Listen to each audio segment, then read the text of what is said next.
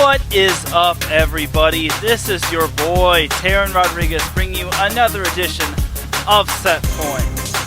We have no guest this week, but that is alright, because I'm here to give you the recap of the last AVP event of the season, of the summer, of the year, of the whatever. The Porsche Cup did not disappoint, as Trevor Crabb and Bourne pulled the big upset. They upset Phil Dalhausser and Nick Lucena in the finals. How did they do it? What went right for them? And just what went wrong for Phil and Nick? Also, the A-Team, April Ross and Alex Kleinman just breezed their way through the final. Didn't even drop a set throughout any part of the tournament. Also, the Big West Conference has made a decision to cancel all of its fall sports. Sad, but it's for the better.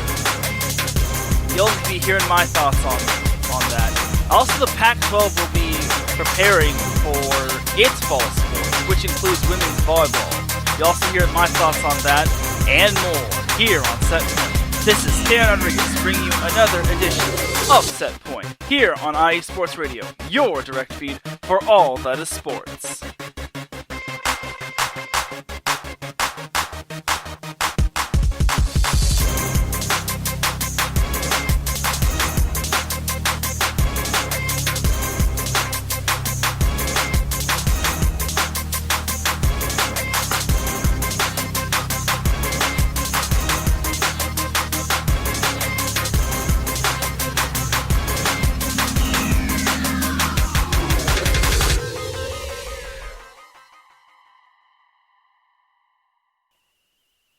And welcome yet again to another edition of Set Point. My name is Teran Rodriguez. It's a beautiful Tuesday afternoon. We're on episode 48 of Set Point. Man, it honestly feels like this time in 2020 has gotten so fast. It's gone so quickly. I mean, one day we're in the pandemic. Another day we're experiencing possible murder hornets. One day we're pretty much over the pandemic. We're close to the pandemic. One day we're pretty much, in a second wave of the pandemic of COVID-19. But honestly, 2020 has just come and gone. Like, we're already in August. It's crazy, and we're already on episode 48. And if you weren't here last week, Set Point actually surpassed 1,000 downloads on Spreaker. So it's not that big of a deal, but to me, that Set Point surpassing that number is kind of a testament to how far Set Point has gone. So once again, if you didn't receive my thank you from last episode, once again, thank you all for helping Set Point get to 1,000 downloads. I love you all. I'm not going to try to get emotional. But other than that, let's dive on into some volleyball action like a cold pool, you feel me? It's time to sound the thunder and lightning.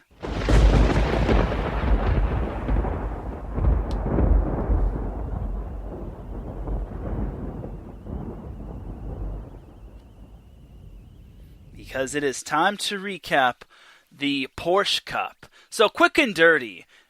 On the women's side, April Ross and Alex Kleinman both win the third and final AVP event.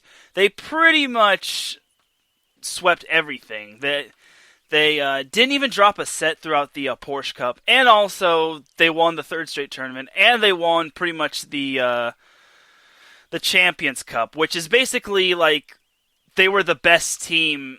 They're basically the number one seed of the women's in the women's portion. So that's pretty cool. Well, not pretty cool. It's really cool because April Ross and Alex Kleinman, they were on one. They were just on another level. So you really got to give it up to them. There's a reason why they're called the A-Team. Not just because their first names are April and Alex, because they're just so dominant. Like, you can only hope to contain them. You can't really stop them. They were challenged at some point in certain portions of past tournaments this year, but they just kept it going. Like, they kept that ball rolling. They kept everything just kept it going. Like, there's no better way to say it. Like, they were just strong and dominant. Now, on the men's side, it was quite the refreshing scene to see an upset in the final, as Trevor Crabb and Bourne upset Phil Dalhausser and Nick Lucena. So I was quite shocked and quite surprised because I thought Phil Dalhausser and Nick Lucena was just going to sweep it all. But those two, believe it or not, those two actually met a different Crabb brother. Like, the previous two championships in the AVP events were featured Taylor Crabb, which is Trevor's brother, and his partner against Phil Dalhausser and Nick Lucena. And Taylor Crabb and his partner lost in the final to Dalhausser and Lucena. This time around, Taylor Crabb and his partner lost in the semifinals. So it was kind of interesting to see that. And it was also really, really, really cool to see Trevor Crabb and Bourne just pull that upset.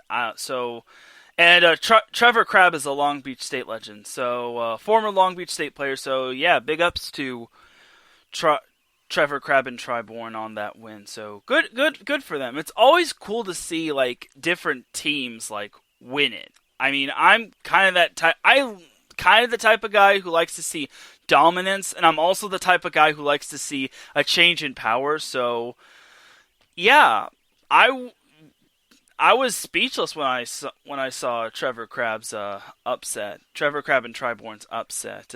So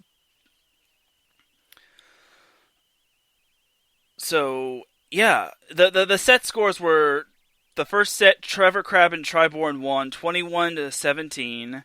The second set, Phil Dalhausser and Nick Lucena won the second set 21-15. And then the third set, which also had the freeze play, which you have to score 2 straight points.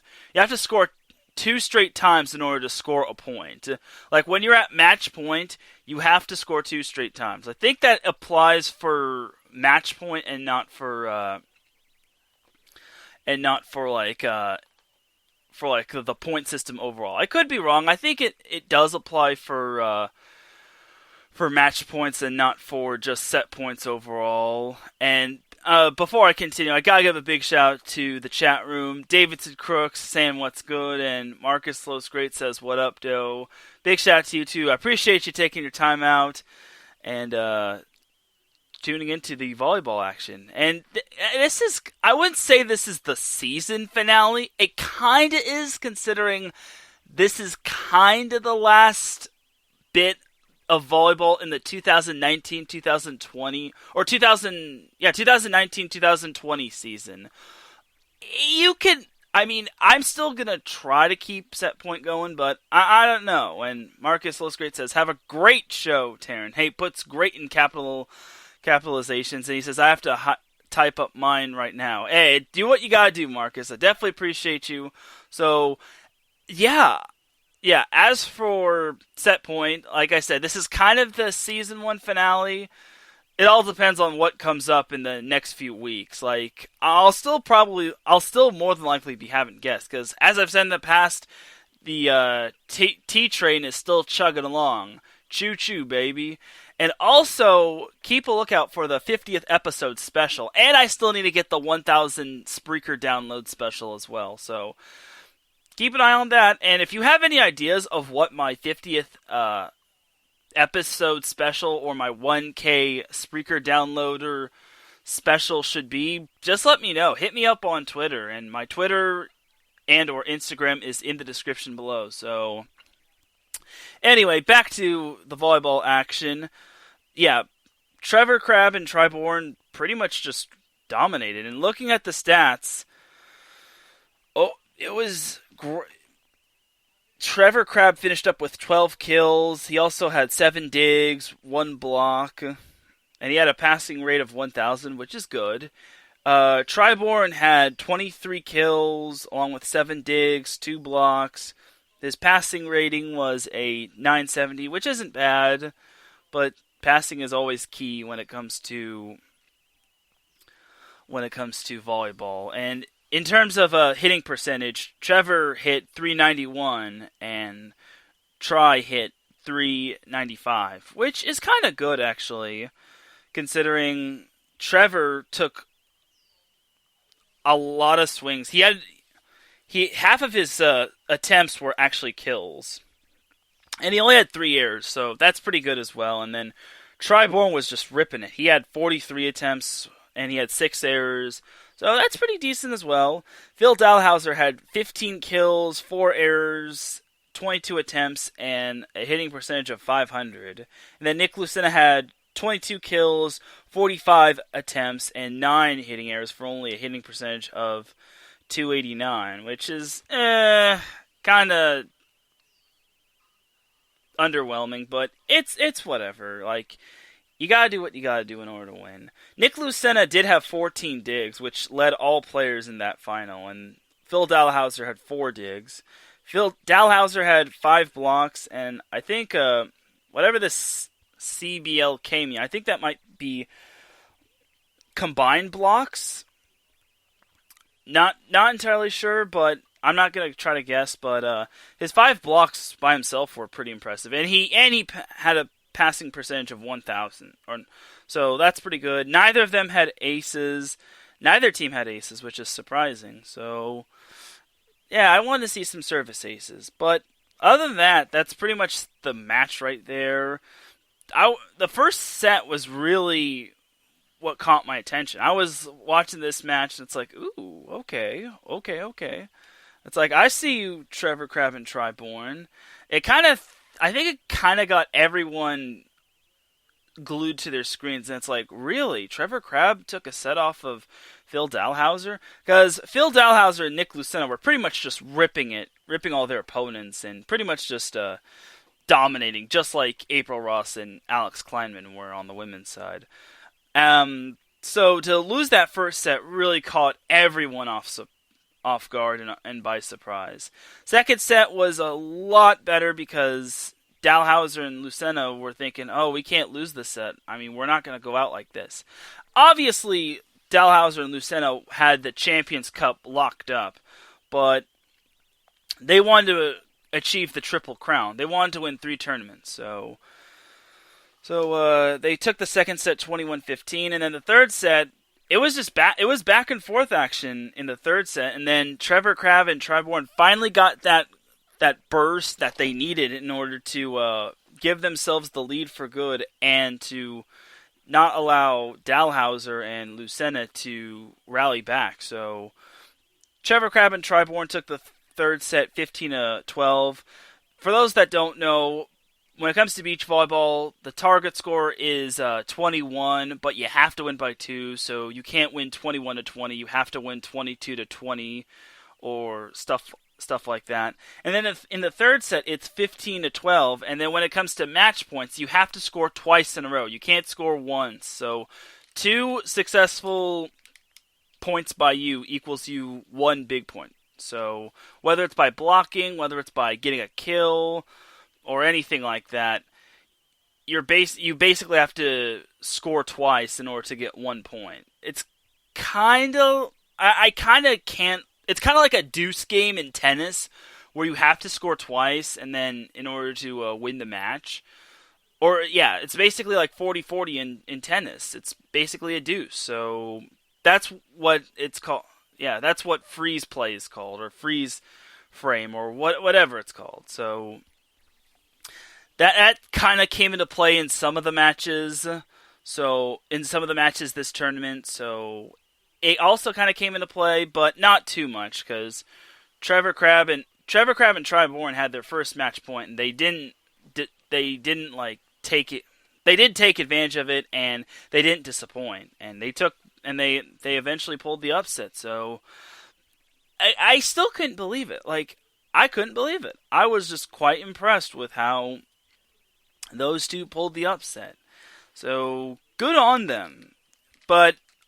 And they also won a Porsche as well. So, because it was called the Porsche Cup, they won a Porsche and they won some cash. But again, at the end of the day, Phil Dalhausser and Nick Lucena were the overall champions of the AVP Tour, which they won 2 tournaments. Phil Dalhausser won his 100th win as a player at the AVP. So this one loss won't hurt Phil in the slightest, but he obviously wanted to get the dub and just get that triple crown, but unfortunately it wasn't meant to be. So better luck next time. But overall, good job. Good job by all the players. It was a great overall tournament, and we also got to see Trevor Crabb versus Taylor Crabb. So that we got to see that at least one time in every tournament. We got to see Trevor Crabb and Taylor Crabb in every tournament, whether it was in the quarterfinals, whether it was in the semifinals. We didn't get to see it in the finals, so that's kind of a bummer. But still, I always love brotherly rivalries. So kind of gives that competitive edge, and it also is great for the city of Long Beach, and it's also great for Long Beach State as well. So cool beans right there. So that's pretty much going to be a wrap for the men's volleyball portion. As for the women's, like I said, quick and dirty, Alex Kleinman and April Ross swept their way through the tournament. They didn't even drop a set. They beat Bonet and Shaw in the first set, Clace and Sponsel in the... I wouldn't say it's the quarterfinals, but it's like the preliminary round. It's kind of... because it's kind of weird how they format it. It's basically like a double elimination tournament. Like, until you get to the semifinals. Like, if you're the number 1 seed and then you win your first round matchup, you go to the quarterfinals, then you win that matchup, you basically go into the semifinals automatically. However, if you lose in the quarterfinals or you lose in the first round of the winners bracket, you got to go through the contenders bracket. And then if you lose in the contenders bracket, you basically are out of the tournament and you finish either 7th or 5th depending on where you lost at. So kind of a little bit of history for you, kind of a little bit of a history lesson, but yeah, it's a little confusing. I was like, wait, what's going on here? Where's everyone else? Why did this person lose and not get put into here, and why did this person win and get put into there? So I like the format though. It gives teams that are in the winner's draw a little more wiggle room, but like you could lose once, but you can't lose twice. I think that's what Trevor Crabb and Bourne did as well. And it's possible to lose one match in a tournament and then still win out. And that's kind of the beauty of it. Like, that's the beauty of the AVP and their tournament format. And it's the same way for most volleyball tournaments that's not like playoff format. Well, not like playoff format, but playoffs in general. Like, it's not win or go home. It's just if you lose once, you can still win the whole tournament. And that's the beauty of volleyball tournaments overall. I like tournaments that do that because it gives teams a good chance to possibly win the tournament. So it's pretty cool. Pretty cool indeed. So as for April Ross and Alex Kleinman, like I said, they just swept their way. Their opponent in the finals was actually quite a familiar foe. It was Kelly Clace and Sarah Sponsel. Now, April Ross and Alex Kleinman made the final of every tournament. However, their opponents were different every single time. Their first opponent in the Monster Hydro Cup was Sarah Hughes and her partner. I'm kind of blanking on her name, but that's alright. Like, I think it was like Christine something. I'm Brandy Wilkerson. I wasn't even close. Yeah, the first opponent for April Ross and Alex Kleinman was Brandy Wilkerson and Sarah Hughes.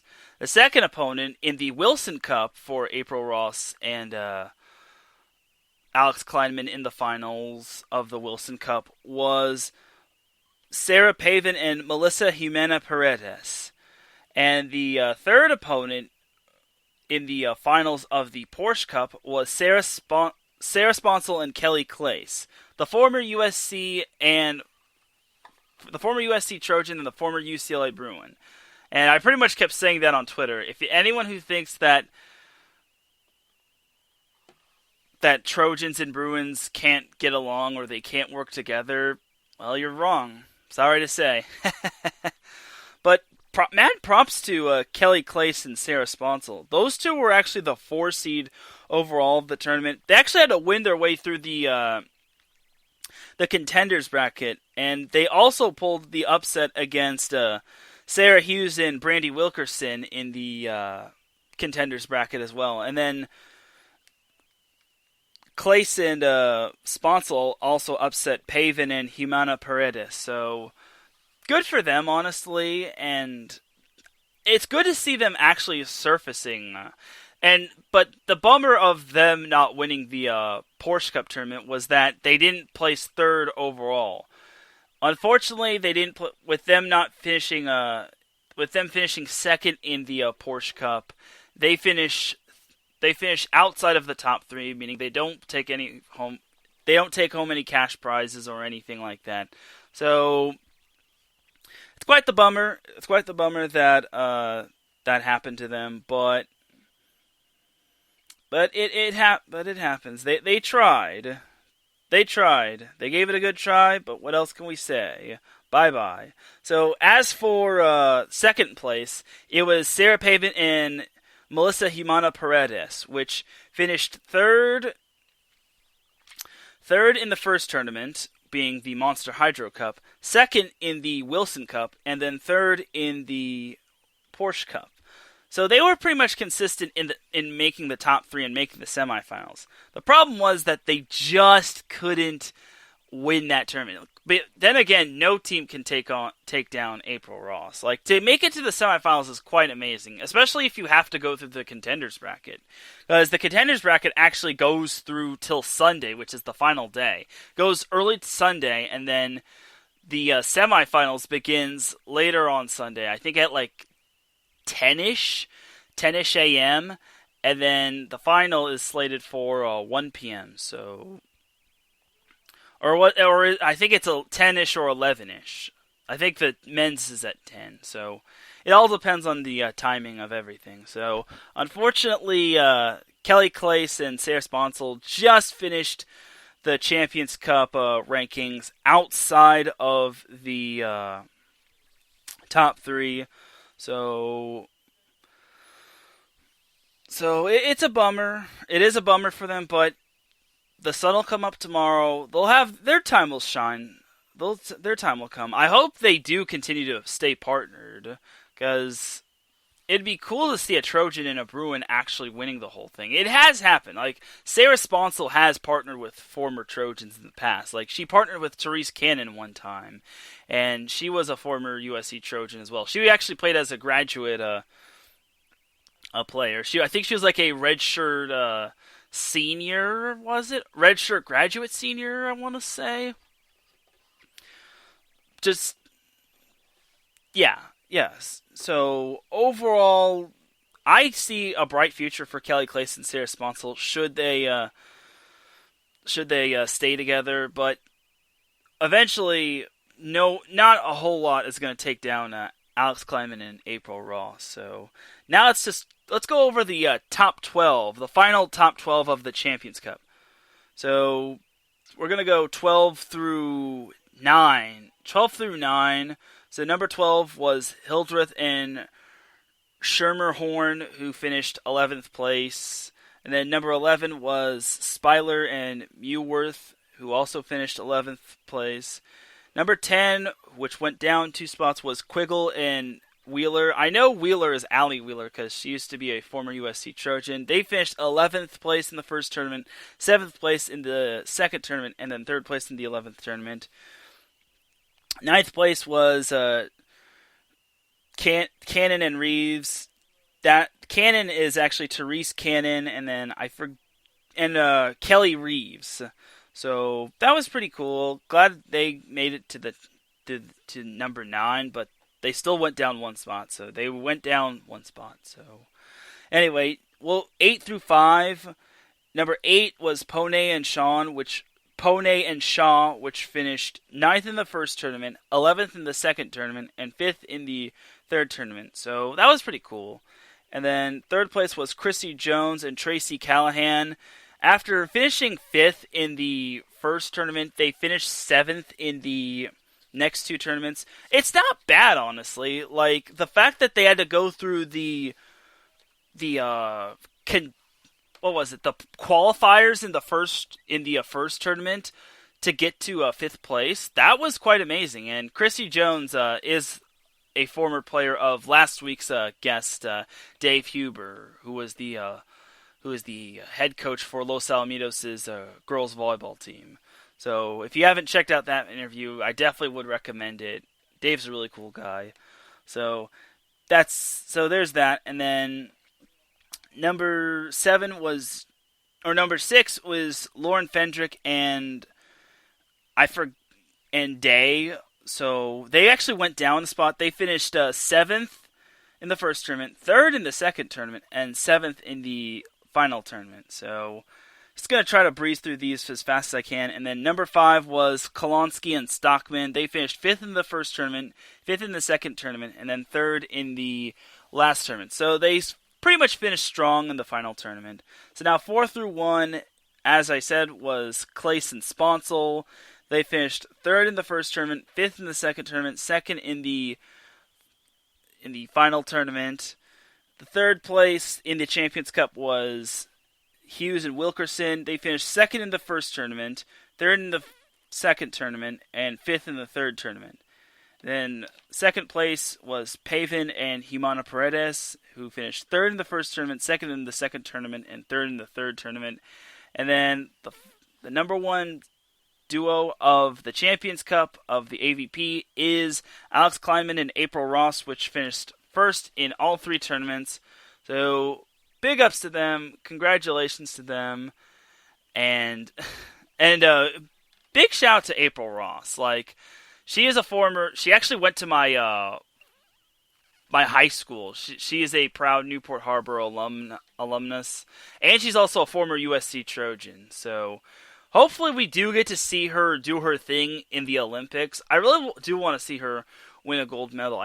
She's been dying to get that gold medal for quite some time, and she actually did partner with Carrie Walsh Jennings after Misty May Trainer retired, so there's that. And Marcus Losgreat claps April Ross, and he says USC. Hey, I feel you, Marcus.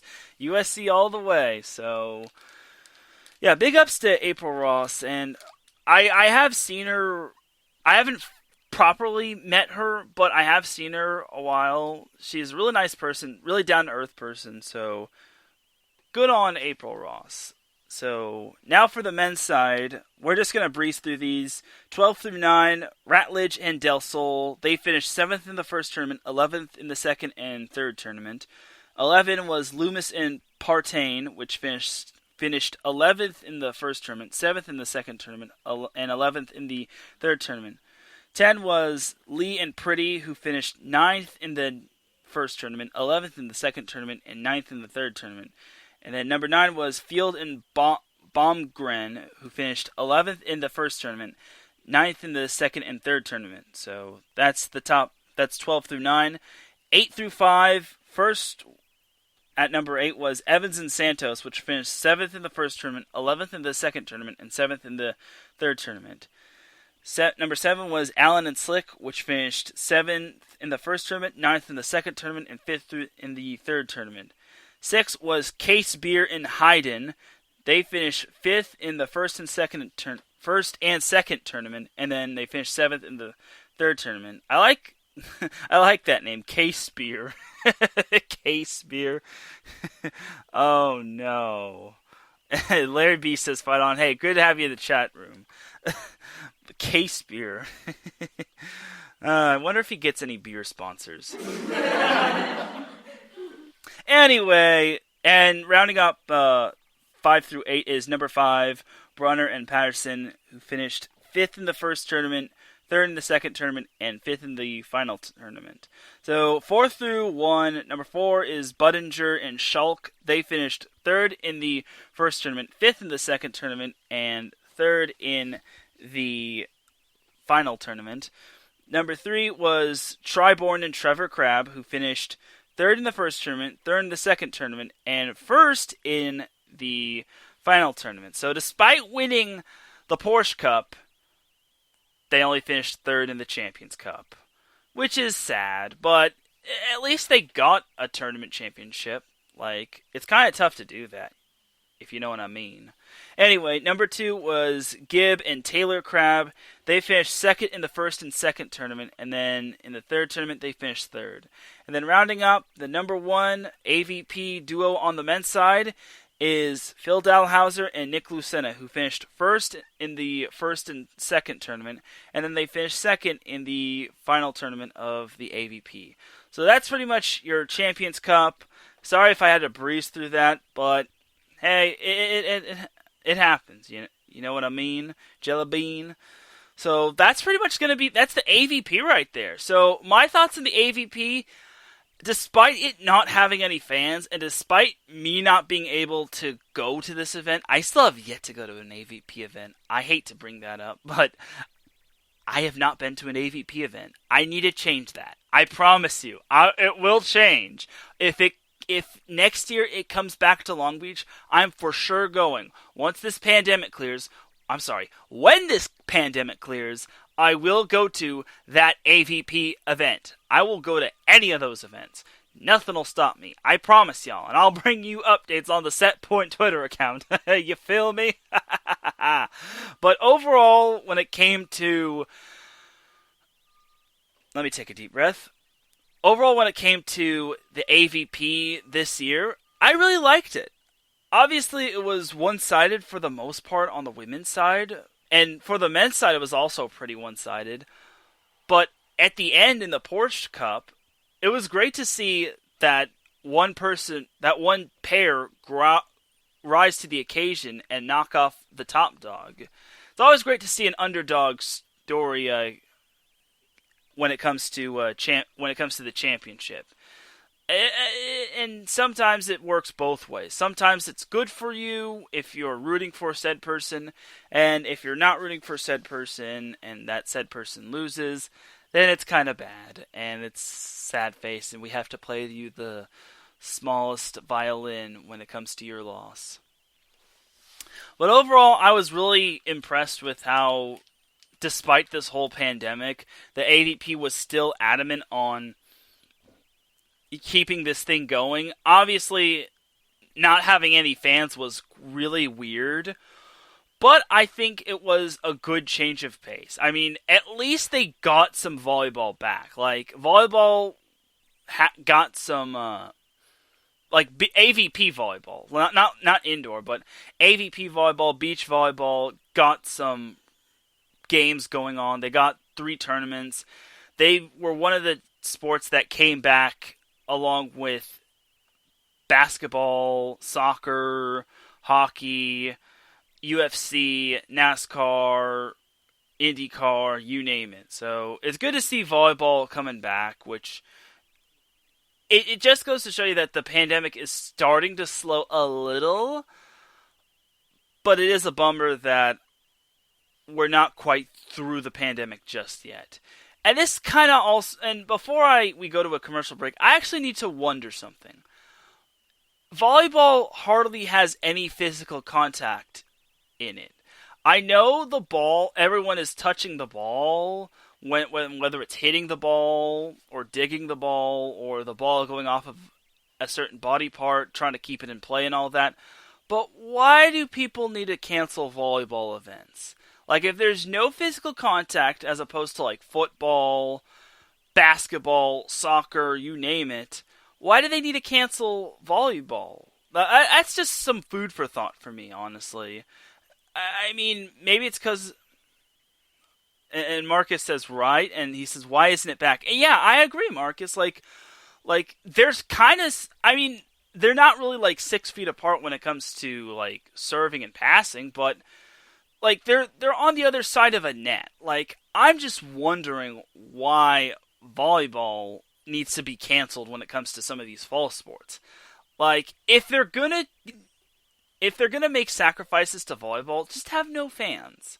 Have no fans or fewer limited fans. But I'm just wondering, I've just pondered that for like ages. I've just wondered that ever since this whole pandemic started. Volleyball hardly has any physical contact.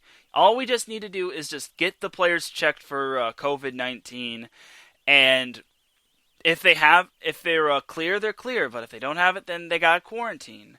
Like, why can't like certain teams just play in a bubble like the NBA? It's kind of food for thought on my part, because again, volleyball doesn't have physical contact. There's not a whole lot of physical contact, especially when it comes to the two teams. If anything, the players just don't need to high five one another, or they just need to just elbow one another when it comes to subbing in. Because obviously when it comes to subbing in, you obviously high five one another, just you touch hands with one another when you sub out. But instead of high fiving one another when it comes to subbing out, you could just do elbows. Just elbow one another. Just have your elbows touch. I just don't understand why they need to stop having volleyball events, because I think there's not a whole lot of physical contact in volleyball. Maybe in terms of players going underneath the net trying to keep the ball in play, but there's just not a whole lot of contact overall. And if the players have COVID, they don't need to be there. They just need to be quarantining. So again, that's just kind of my 2 cents. Again, these are my opinions and thoughts. So anyone that's a part of the fun, please don't arrest me, please. But that's just kind of my 2 cents. Like, why does volleyball need to be canceled? There's not a whole lot of physical contact. We could just not have fans, or have limited to no fans, and maybe just have them play in a bubble, just like the NBA. Like, I don't know. Maybe I'm just overthinking. Maybe I'm just biased because I'm a volleyball type of guy. But that's just my 2 cents. If anyone has any objections to that, or if anyone says, "Oh, Teran, you're not right, there's a lot of contact in volleyball," just let me know. But other than that, the other thing is probably maybe the players sweating a whole lot, and the sweating going all over the place, or maybe the personnel possibly having COVID. But again, personnel can just get checked, and if personnel gets checked and they come out negative when it comes to COVID-19, they come in. And basically, if no one has COVID, everything's like disinfected, everything's clean, everything's ready to go, let's play ball. Let's play some volleyball. Again, this is kind of my 2 cents, and I could be wrong, or I could be missing something, but that's just my take. That's just what I have to say. Like, if you think my take is wrong, then definitely do remind me, or definitely do come at me. I'm not afraid to admit that I'm wrong, because I'm wrong more times than not. But on that note, we're actually going to take ourselves a quick commercial break. When we come back, I'm going to discuss the cancellation of all fall sports. Well, not cancellation of all fall sports, the postponement of all fall sports in the Big West Conference. And then also the plan that the Pac-12 has to offer in terms of their fall sports. And Marcus says he completely agrees. I appreciate you, Marcus. So definitely appreciate you agreeing with me. I'm glad I'm not going crazy, and he says, "Tell him to bring that smoke." hey, I want all the smoke, but Marcus wants more smoke than me. Anyway, we're going to take ourselves a quick commercial break. When we come back, I'm going to be discussing more about some of the volleyball conferences. You are listening to Set Point here on IE Sports Radio, your direct feed for all that is sports. Drivers, start your engines.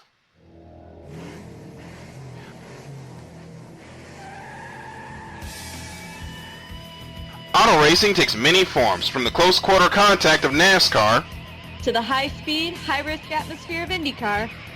all the way to the pinnacle of technology with the Formula One World Championship. No matter if you prefer the high banks of Daytona, the concrete canyons of Long Beach, or the flowing curves of the Nürburgring, the international language of motorsports is simple. Go fast, run hard, and come home first. So join us, myself, Darrell Kinsey Jr., Lolita Camello, and Michael Ward, on a world tour of all the best motorsports has to offer on the Extra Mile, Thursdays at 7 p.m. Eastern, 4 p.m. Pacific, only on your home for all. That is sports, i.e. Sports Radio.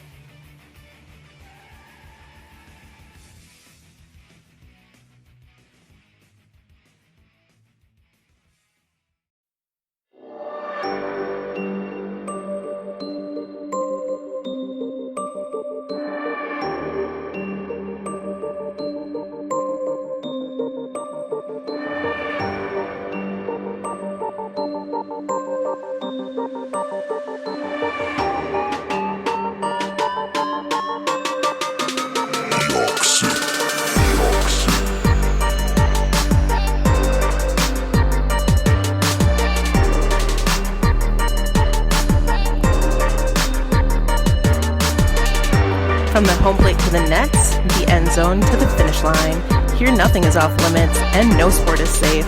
Not what it seems with your host Caitlin Seam, bringing you sports like you've never heard before. Catch me Thursdays at 5 p.m. Eastern, 2 p.m. Pacific, right here on IE Sports Radio. The only question is, are you ready?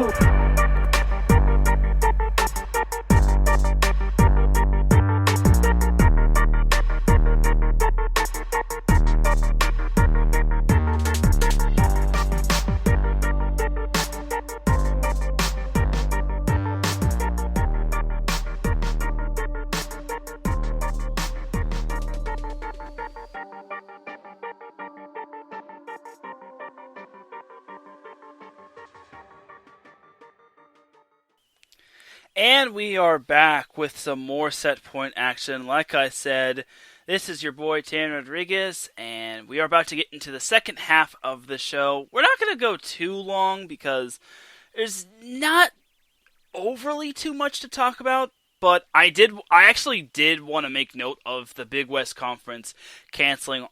Well, not canceling. Canceling is a bit of a harsh word. The actual word they used was postponing. They said they postpone all the fall sports through the end of the calendar year. So, unfortunately, there won't be any volleyball. So, no fall sports, no soccer, men's or women's soccer, no cross country. And like I said, no women's volleyball, which is kind of sad, especially for some of the seniors who are looking forward to this upcoming year. But it's for the safety of everyone. I'd rather have the whole, like I said, and I've said this before, and I'll say this again.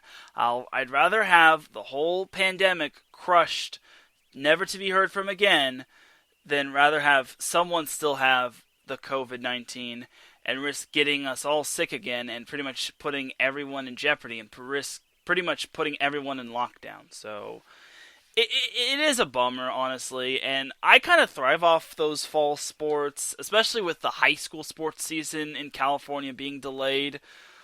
Like, what am I supposed to do in terms of volleyball action? Like, I'm still waiting on what the NAIA has to say, and the 3C2A, the California Community College Athletic Association, has pushed back its fall sports to spring. That pretty much there's going to be an early spring and a late spring. And I think they're pretty much going to try to jam it into I think the early spring will start in January or February, and then late spring will start in March, and then it'll go through till June. So that's my little thing. I didn't really talk a whole lot about the 3C2A on the women's volleyball side because there were so many I don't think I need to tell you all this, but there are a lot of women's volleyball teams when it comes to the NCAA. Like, there's a lot of like women's volleyball teams. I think there's like over 100, and then you have to factor in maybe even more than 100. I think there might be way more than that. So, like, there's way more conferences, like the SEC, the Big 12, the Big 10, the Pac-12, and all that. Compare that to men's volleyball, which doesn't really have the capacity. It doesn't have like the number of NCAA men's volleyball programs, just because certain teams can't field a men's volleyball team. Like Stanford, like I mentioned a few episodes back, they had to cut their men's volleyball program, or they're going to be cutting their men's volleyball program at the end of the 2020-2021 season. And it pretty much was related to COVID as well, because of some tight budget cuts. And it's disappointing, honestly, that Stanford men's volleyball has to be cut, because believe it or not, they actually, like I said, they've won 2 NCAA championships. So why do they need to be cut? Like, why can't Stanford do anything about it? Like, I'm not going to go too much into it. I will also make note of this. Stanford's men's volleyball players who have made the USA men's national team have made the U.S. men's national team all the way from 2006 all the way to 2019. And the only other schools that can say that they've had at least one men's volleyball player from their school from 2016 to 2019 are Long Beach State, which they've had at least 2, BYU, which have also had at least 2, like I said, Stanford, which has at least 1, and then USC has had a player from the U.S. men's national team from 2016 all the way to 2019. So it's kind of disappointing that Stanford men's volleyball has to have their program cut. I really hope they do save their program. They did make a backup Twitter account because I guess their main one doesn't want the promotion of trying to revive their program. And I do know for a fact that the Save Stanford Men's Volleyball Twitter account follows Setpoint. So any follower of Setpoint is a follower of us. And we will do all that we can to try to help Stanford Men's Volleyball in a good sort of way. We're not going to try to, be unprofessional about it. So anyway, back to the Big West Conference. It is a bummer that the Big West Conference has to cancel all of its fall sports. And I'm a little concerned for the men's volleyball season in terms of the Big West. Like, if this pandemic doesn't get through till the spring, then we could be seeing the cancellation of the men's volleyball season as well in the spring. I'm not trying to say it will happen, but there is a possibility. But again, why does volleyball, which has hardly any physical contact, need to be canceled? Why can't we just not have any fans? Why can't there just be personnel and the players in there and the coaches and all of that? And then same with cross country too. Cross country, there's pretty much a whole lot of physical. There's not a whole lot of physical contact, and there's a lot of social distancing. So, yeah, problem solved when it comes to cross country. Like, a lot of social distancing, no physical contact. There you go. So again, it's just my take. I mean, if you disagree, then just let me know. But honestly, I don't know. Like, I'm still a bit bothered by with hardly any physical contact that volleyball has to be canceled. Again, it's just some food for thought, honestly. And but it does really hurt for to be a Big West team, because the Big West Conference has a lot of teams such as Long Beach State, Hawaii, Cal State Fullerton, UC Irvine, UC Riverside, Cal State Northridge, UC Davis, the newly added UC San Diego, the newly added Cal State Bakersfield, Cal Poly. The list goes on and on. I think that's 10. I think they have 10 teams in that conference. So that's definitely a huge loss for all those players and all those teams. Oh, and I forgot UC Santa Barbara. How could I forget about the Gauchos? But still, that's a lot of teams with a lot of players that don't get to see fall sports. So it's disappointing, but it is for the greater good. So hopefully, and they said they were going to postpone it, but they were going to postpone it through the calendar year. So again, it's just sad that they have to cancel the whole fall sports season, especially with volleyball. Like, how am I supposed to have story time with Teran if I don't have any story to tell in terms of games? Because for those that were wondering, I used to have this little segment called Story Time with Teran, and I used to pretty much recap my night when I was at Long Beach State. And that was like way early back in the day. That was like way past set point, when set point was first starting out. And I didn't know that 5 p.m. was pretty much prime time. 5 p.m. through like 7 p.m. is pretty much prime time, a prime time. Whereas at like 11 a.m. is pretty much a not so prime time. And everyone's in school and everyone's working and all that. So mistakes were made, mistakes. So anyway, that's all in the past though. So again, I thrive off of the fall sports. Like when it comes to fall sports, volleyball, football, and sometimes water polo, well, on the men's side, are the sports I really look forward to.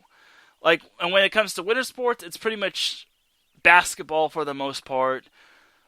Women's water polo, if it's not in the springtime, but everything's different. Like, high school girls water polo is in the winter.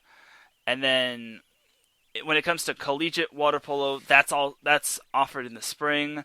And then in the spring, there's always lacrosse, which I cover for one of my jobs.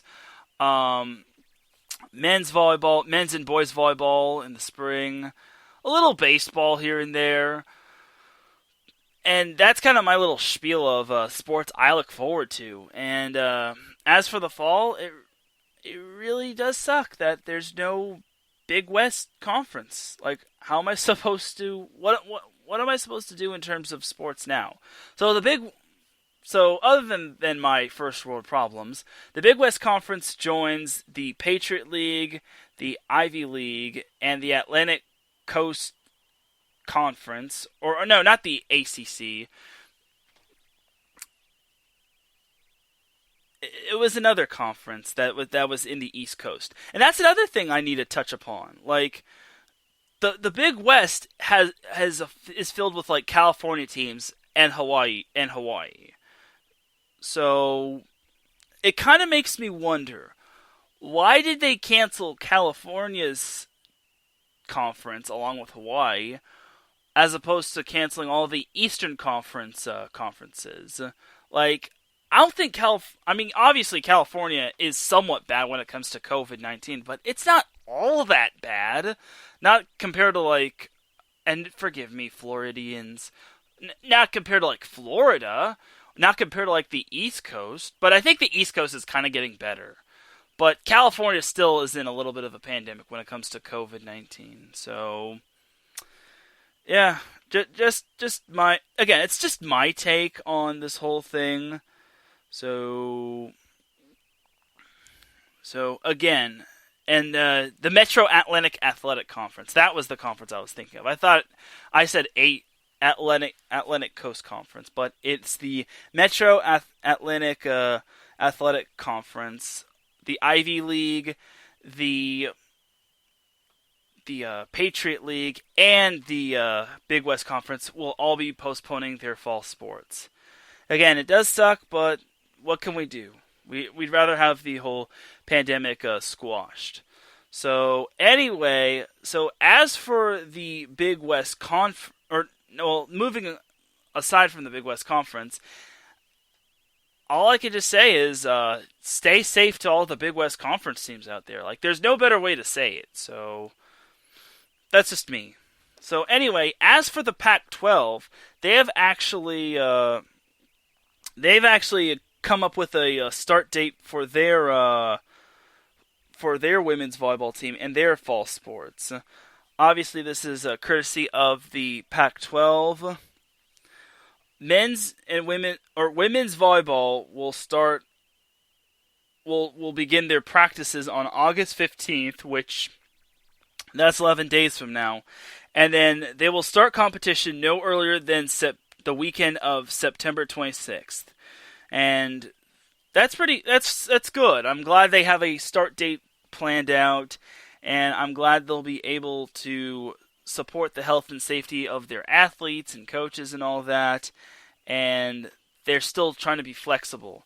My thing is, however, is how are they going to format their conference-only schedule? Like, I did actually recommend on... I actually pitched the idea of possible double round format, meaning every team plays every team twice.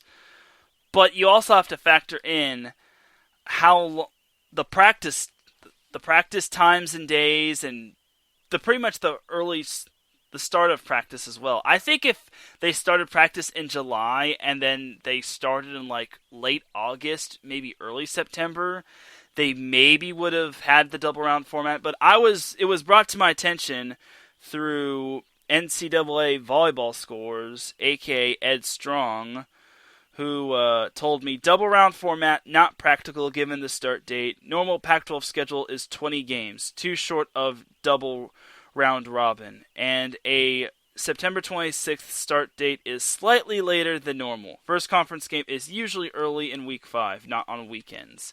More than 20 games seems incredibly unlikely. So, yeah, I kind of didn't take that into consideration. I kind of forgot about that. Mistakes were made. It was just an idea, considering there are 12 teams in the Pac-12 conference, and they play 11. They would play every opponent once, so they'd play. That's already 11 games right there in the first round, and then having a double round robin format would mean 22 games, which they have.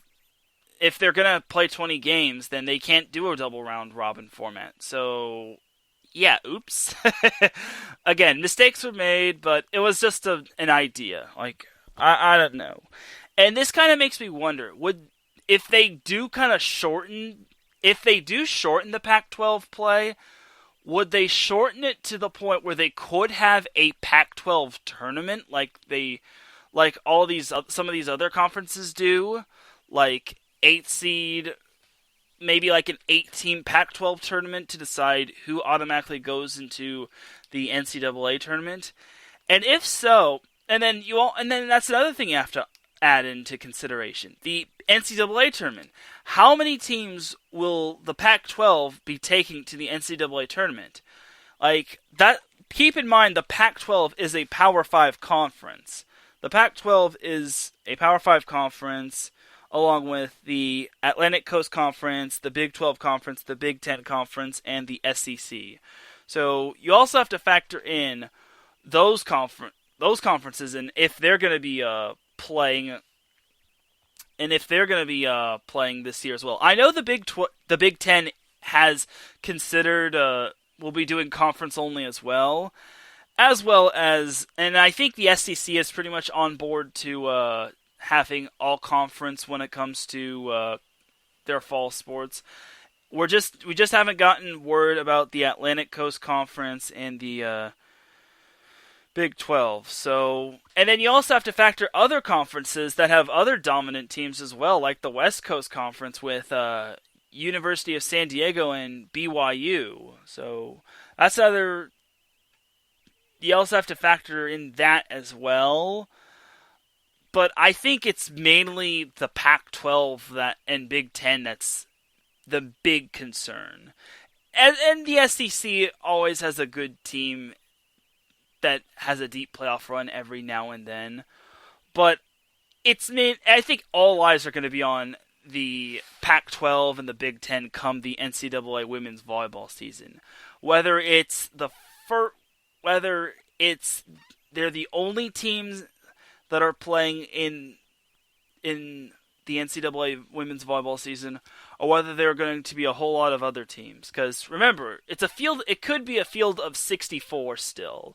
With certain teams opting out and certain conferences opting out, that shortens the field, and that shortens the possible teams that could make it, and from certain conferences. So, and then you also have to factor in other conferences as well that have decent contenders, like the WAC and whatnot, and the Mountain West Conference. I think that's what the Mountain West Conference with Colorado State. They don't have Hawaii because Hawaii is in the Big West, so that's my spiel. Colorado State was really good last year. They were really good until they lost a few of their players to injury, and then they lost. I think they lost in the second round.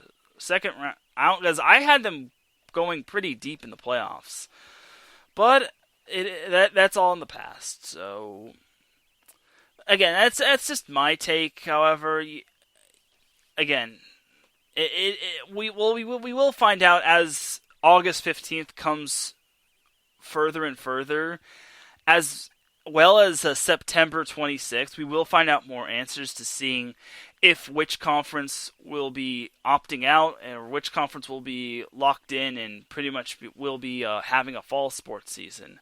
So we'll see how it goes.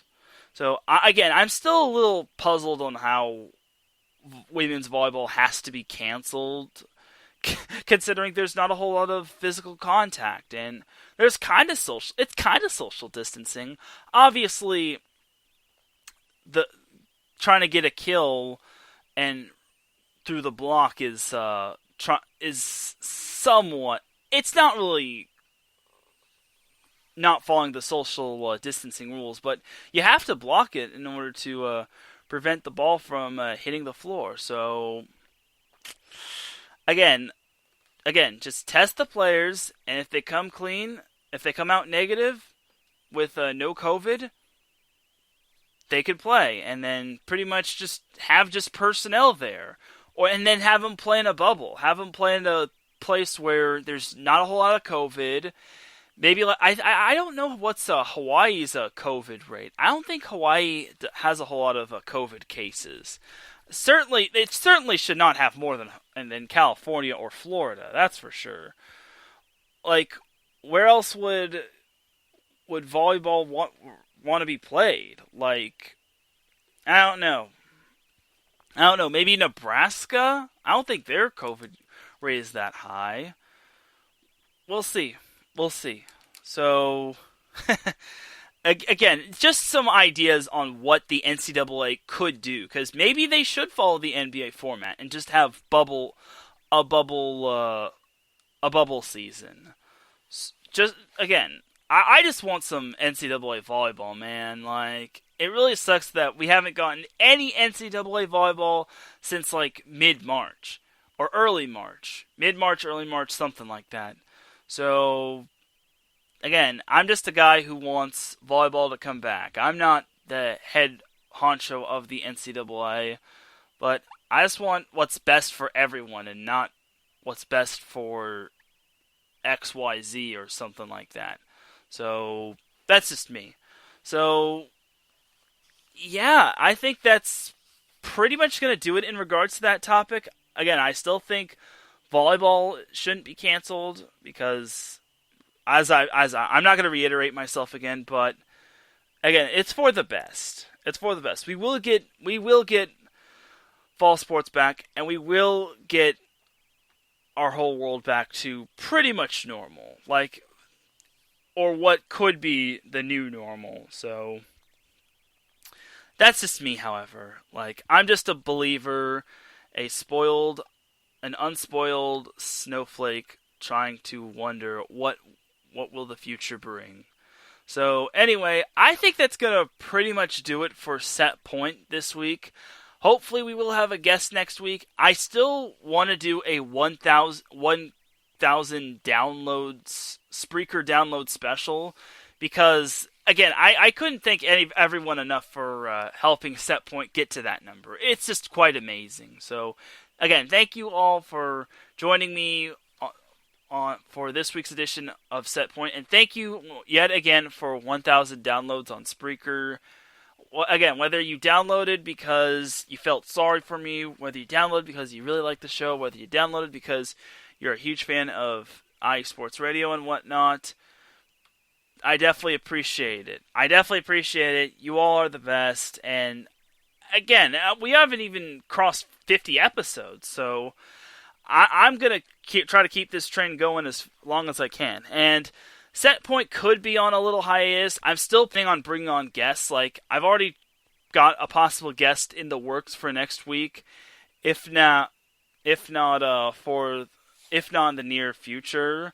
So yeah, we ain't stopping. We ain't stopping for anyone. We ain't gonna slow down. and thank you, Marcus. He says 1,000 downloads. That's awesome. You deserve it, man. I definitely appreciate it, Marcus, and I definitely appreciate you tuning in. Definitely check out Marcus Lowe's great show, Gloves Off, which will be coming on in about 20 minutes or so. So grab your tacos for Taco Tuesday. Grab a nice cold one, ice cold drink and all that, and definitely tune into Gloves Off as well. Definitely continue to support all of our sports radio shows. We have all kinds of shows. We have, like I said, Marcus Looks Great says, won't stop, can't stop, won't stop. We have a combat sports show. We have a baseball show. We have a basketball show. We have an all sports show. We have a somewhat daily show, which it's kind of like Sports Center, but not really. It's like we have this new show called The Sports Brunch with Seth Eves and Matt Owens, and it's a really cool show. You all need to check it out. You can check it out here on Spreaker, on the IE Sports Radio Spreaker, or you can also check it out on Mixlr and or USRN or something like that. Either way, definitely do check out all of IE Sports Radio shows. We even have a show that also has wine in it. What sports show has wine involved in it? Tell me. I'll wait. Nah. On a real note, definitely do check out iSports Radio shows. Definitely do check out the iSports Radio website. We have all kinds of iSports Radio merchandise, and we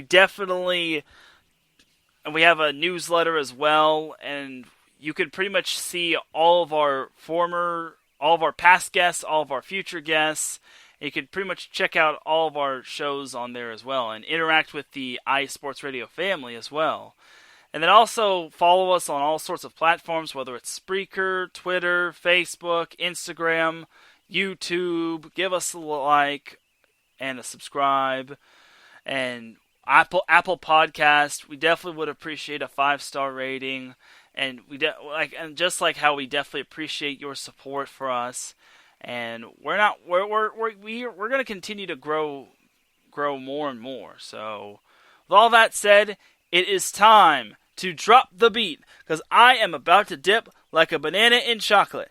You feel me? Thank you all once again for tuning in to Setpoint. For everyone at iSports Radio, this is Teran Rodriguez. Have yourself a great rest of the night, and in 20 minutes, catch Marcus Lowe's Great with Gloves Off. Have a great night, everybody. See you next week.